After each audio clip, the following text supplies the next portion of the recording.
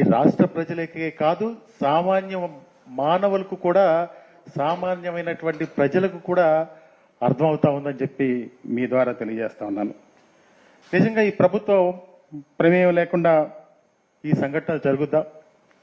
ఎందుకంటే అంత బిజీ ప్రాంతంలో, బందర్ రోడ్లో, ఆ పెద్ద స్వరాజ్య మైదానంలో ఈ ప్రభుత్వం యొక్క పాత్ర లేకుండా ఈ దాడి జరుగుద్దా అని చెప్పి నేను మీ ద్వారా అడుగుతా ఉన్నా. రాష్ట్ర ప్రభుత్వం వైఖరి ఏ విధంగా ఉందంటే ద్వంద్వ వైఖరి కూడా కాదు, గంటకి ఒక మాట చెప్తా ఉన్నారు. ఏ విధంగా చెప్తా ఉన్నారంటే, ఒకసారి చెప్తారు జగన్ గారంటే పడని దళితులు చేశారని చెప్పి చెప్తారు. జగన్ గారంటే పడని దళితులు ఎవరు ఈ రాష్ట్రంలో లేరని చెప్పి ఈ సందర్భంగా మీ ద్వారా తెలియజేసుకుంటా ఉన్నా. అదేవిధంగా ఏపీఐఏసీ నుంచి ఇంజనీర్లు వచ్చి చేశారని ఒకసారి చెప్తారు.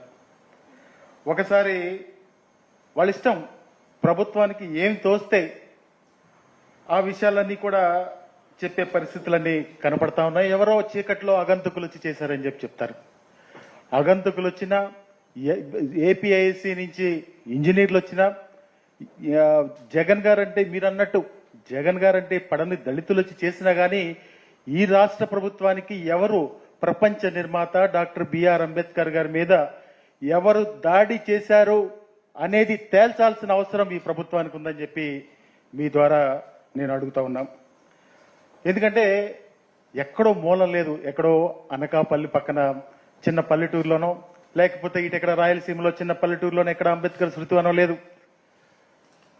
ఈ విజయవాడ నడిబొడ్డున, అంటే ఒక పక్కన రాజ్యాంగాన్ని పరిరక్షించే గవర్నర్ గారి బంగ్లా ఉంది, ఓ పక్కన కలెక్టర్ గారి కార్యాలయం ఉంది, ఓ పక్కన కోతవేటు దూరంలో పోలీస్ కమిషనర్ ఆఫీస్ ఉంది.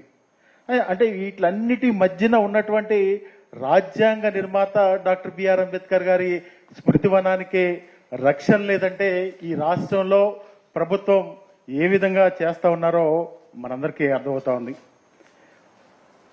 నిజంగా వాళ్ళు అంతమంది వచ్చి బహిరంగంగా, నిజంగా ఒక వీడియో కూడా ఉంది మా దగ్గర, ఆ వీడియో కూడా చూస్తే మన క్లియర్ గా మనకి రాష్ట్ర ప్రజలకు కూడా అర్థమవుతుంది. ఒకసారి వీడియో ప్లే చేయండి. అది